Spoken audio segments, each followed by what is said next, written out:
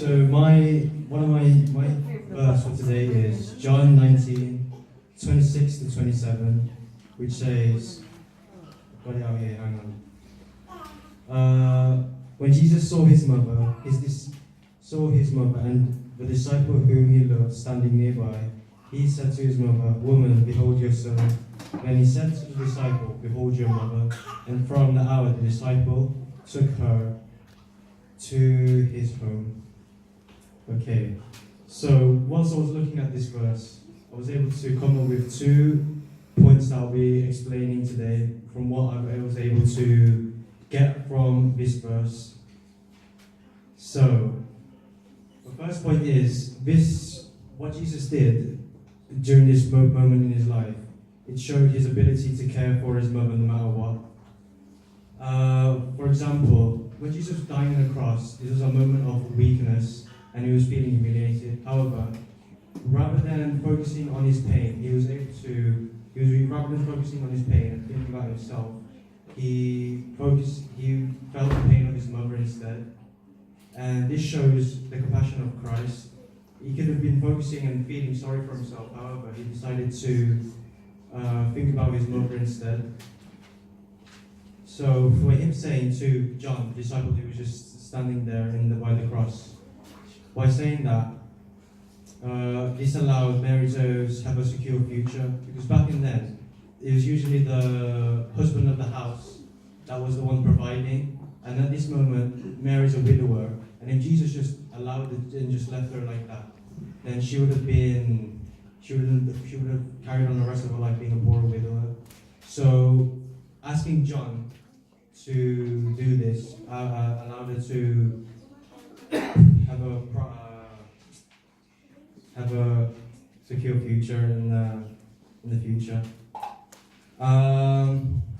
This also shows that this is also like a symbol to show that through God, Christ, not everything is impossible. If Jesus was able to do this for Mary and say this to Mary whilst he was on the cross, what more can he do? It shows that anything is impossible with him. And then what more can he do if in times when he has great power and he's doing something there and then.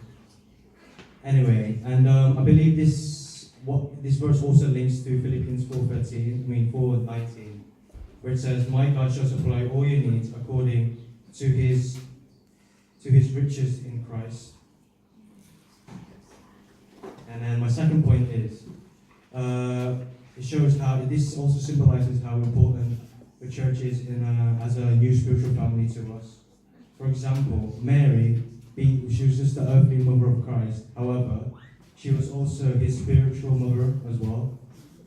Even though Jesus had a spiritual family up in heaven, he still had a spiritual family down here, which was Mary, his disciples, etc. So,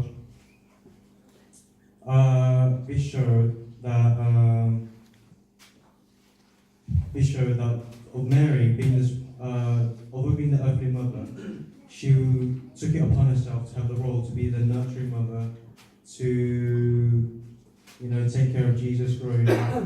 And I believe this is what we should do to each other. So, to do to each other. So we should, as a congregation, as a church, we should also be nurturing to each other, be asking asking one another how we are, simple things like that, showing no favoritism, just showing Christ's warmth that he showed to his mother, to everyone else. And we are all part of God's spiritual family. And further on, this also reflects about what I am experiencing personally. For example, I'm currently working in a care home, and although the people that I'm taking care of, they're not actually my immediate family, I still, through the compassion of Christ, I exemplify compassion through what I do. So, that's what I believe is in this verse. Thank you.